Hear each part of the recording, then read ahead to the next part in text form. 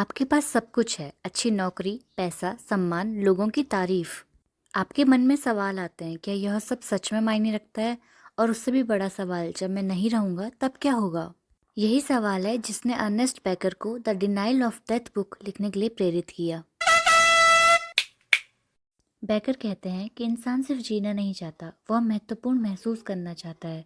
हम सफलता चाहते हैं, नाम चाहते हैं, पहचान चाहते हैं, क्योंकि अंदर कहीं ना कहीं हम यह महसूस करते हैं कि समय सीमित है। इसलिए हम ऐसा करना चाहते हैं जिससे लगे कि मैं मायने रखता हूँ।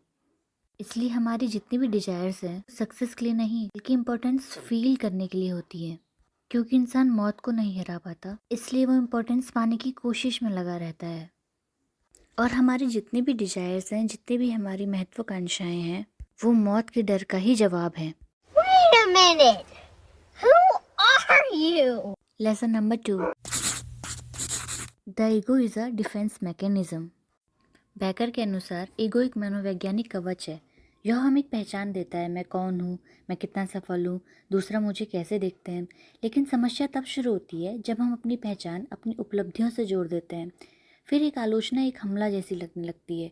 हमारी असली कीमत हमारे पद, पैसे और उपलब्धियों से बहुत ज़्यादा अधिक है। सोचिए कि लोग विरासत क्यों छोड़ना चाहते हैं, या कोई किताब क्यों लिखना चाहता है, कोई साम्राज्य क्यों बनाता है। क्योंकि इंसान अमर नहीं हो सकता, लेकिन वह कुछ ऐसा बनाना चाहता है जो उसके बाद भी जीवित रहे। यही सिंबॉलिक है, इमॉर्टैलिटी है। इस लेसन से हमें यही सीखने को मिलता है कि हर इंसान किसी न किसी रूप में अमर होने की कोशिश ही कर रहा है। हर इंसान यही चाहता है कि उसके जाने के बाद भी उसका कुछ हिस्सा दुनिया में जीवित रहे। लेसन 4, अगर सफलता सब कुछ है तो सफल लोग भी बेचैन क्यों हो रहे हैं? क्योंकि उपलब्धियां अस्तित्व के प्रश्नों का उत्तर नहीं देती। आप एक लक्ष्य हासिल करते हैं, फिर दूसरा सामने आ जाता है, फिर तीसरा, और यह चक्र चलता रहता है। इस लेसन से हमें यह सीख मिलती है कि सफलता महत्वपूर्ण है, लेकिन यह जीवन का अंतिम उत्तर नहीं है। बाहरी उपलब्धियां आंतरिक शांति की गारंटी नहीं है। Meaning is a fundamental human need. इंसान केवल रोटी के लिए नहीं जीता, वह अर्थ के लिए जीता है, मीनिंग के लिए जीता है। जब जीवन में उद्देश्य होता है तब कठिनाइयाँ भी सहन हो जाती हैं, लेकिन बिना उद्देश्य के सुविधा भी खाली महसूस होती है। अर्थ के बिना सफलता भी अधूरी है। जब जीवन में अर्थ होता है तब संघर्ष भी सहने योग्य होता है। लेसन 6, जिस चीज़ से हम भागते हैं वही हमें नियंत्रित करती है। हम अपने डर को दबाते हैं, लेकिन वह गायब नहीं होता। वह हमारे फैसलों में, हमारे रिश्तों में, हमारी आदतों में छिपा रहता है।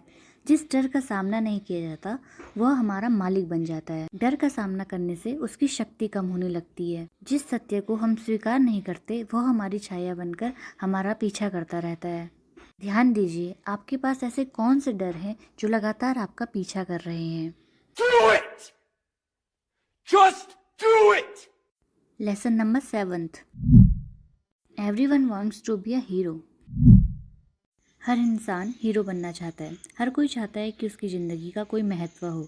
कोई परिवार के लिए हीरो बनता है, कोई समाज के लिए, कोई इतिहास के लिए।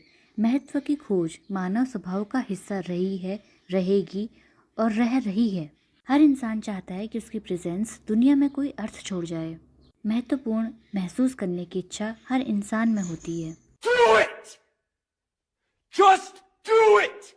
लेसन नंबर 8, मृत्यु को स्वीकार करना डरावना लगता है, लेकिन बेकर कहते हैं यहीं से स्वतंत्रता शुरू होती है। जब आप जानते हैं कि टाइम लिमिटेड है, आप रियलिटी में उन्हीं चीज़ों पर ध्यान देंगे जो रियल में आपके लिए इम्पोर्टेंट है। मृत्यु की स्वीकृति ही जीवन को गहरा बनाती है। मृत्यु को स्वीकार करना जीवन से हारना नहीं है, बल्कि जीवन को पूरी तरीके से अपनाना है। Say what? लेसन नंबर 9, सोचिए अगर आपके पास अनलिमिटेड समय है तो क्या आज आपका पूरा दिन इतना ही वैल्यूबल होगा? शायद नहीं। जीवन की सुंदरता भी इसकी सीमितता में ही है। समय सीमित है, इसलिए हर पल की कीमत है। Life becomes precious because it is limited. जीवन की सीमित अवधि ही उसे अनमोल बना रही है। जीवन की सबसे बड़ी खूबसूरती यही है कि यह हमेशा एक जैसा नहीं रहता। 10th, रियल करेज क्या है? मौत को भूल जाना? बिल्कुल नहीं। मौत को जानते हुए भी पूरे दिल से जीना, प्यार करना, सपने देखना, जोखिम लेना, यही साहस है। जीवन को पूरी तरीके से जीना ही मृत्यु का सबसे सुंदर उत्तर है। इस किताब की सबसे बड़ा मैसेज यही है कि जो डेथ है वो जीवन की दुश्मन नहीं है, लाइफ की दुश्मन नहीं है। वो हमें याद दिलाती है कि समय सीमित है और शायद इसी कारण जीवन इतना वैल्यूएबल भी है। तो अब मैं आपसे एक सवाल पूछना चाहती हूँ। अगर आपको पता हो कि आपके पास सिर्फ 1 साल बचा है तो आप अपनी ज़िंदगी में सबसे पहला चेंज क्या करेंगे? नीचे कमेंट में ज़रूर बताइए।